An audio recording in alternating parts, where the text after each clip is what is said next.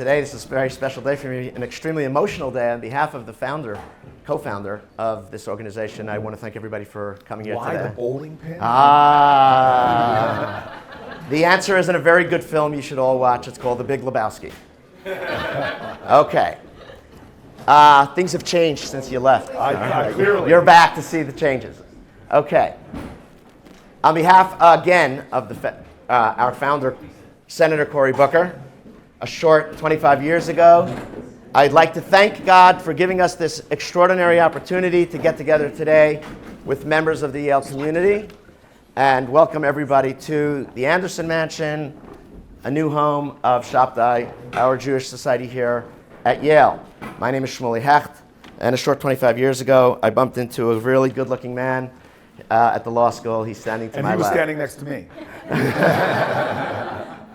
And we had a dream.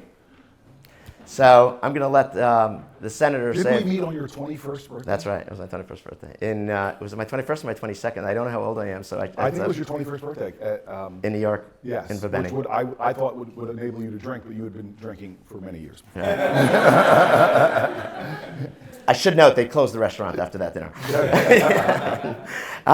It was Rabbinical on 2nd Avenue, New York. I remember that. With Mr. Benny Shabtai, who was kind enough to give us this building for our society. Hence the eponymous name of the institution. We started in an apartment in the Taft. We moved to Crown Street. We were there for 20 years. We were fortunate enough to assume this building. We transitioned into an apartment for 4 years on Chapel Street. Here we are. It's a large space. God willing, we'll grow into the entire building over time. Sadly, most of our alumni go into politics, hence the endowment has not yet been fully created. But we're very happy to move between here and the Oval Office. We'll be just fine here on the first floor. Okay. I want to say just a few words about a terrible article that was written in the New York Times a couple of weeks ago by Brian Rosenthal and Eliza Shapiro, essentially an anti-Semitic diatribe that attacked ultra-Orthodox Hasidic Jews in Williamsburg for being ignorant and taking government funds for their educational system. For those of you who haven't read it, it's a good piece. It's kind of like a Mein Kampf type of piece, like a Protocols of the Elders of Zion type of piece, where grubby Jews take money from the government and use it at their whims and deprive their children of an education.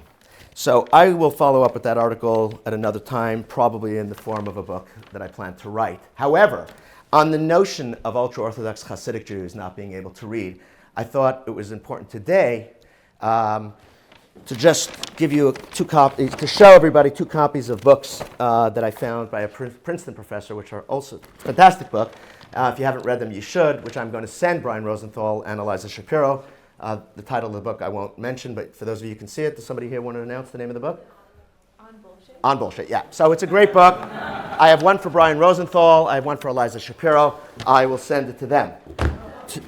To those of us who, thank God, are committed to truth and to conversation and to love and peace, I found from the same author his second book, which I'm going to give the senator today. I bought it on eBay for $1, probably the best dollar I ever spent. I lived in a time when you can get on a train in New York for $1. This was about $1 for those of you who haven't read it. It's a book for those of us who are, by the same author, committed to truth. And so this is my gift to you, Senator Cory Booker, my co-founder, by Harry G. Frankfurt, a professor at Princeton, a book on truth. It's a fantastic read. Are you going to sign it for me? No, I'm serious. Yeah, I'm going to sign Frankfurt, or you want me to sign Shmully Hecht? I want you to sign I want you to sign Shmully Hecht. Okay. Because I just want to remember where we got it from. You got to sign and date it. Yeah, actually, it's funny because I've got something else in the bag. I probably should sign it. So, does anybody know today's date? 23rd. The 23rd of? October. And we're, 1996? Okay, October 23rd, 2022. To my dearest friend, Cory, with love, Shmully. I don't have to say anything else. You've committed your life to truth, and so that's my gift to you. Thank you. On the notion of ultra-Orthodox Hasidic Jews from Brooklyn, I'm a Queens boy, I should know, but I did go to school and lived in an ultra-Orthodox neighborhood, Crown Heights, Brooklyn, as a Lubavitcher Chassid my entire life.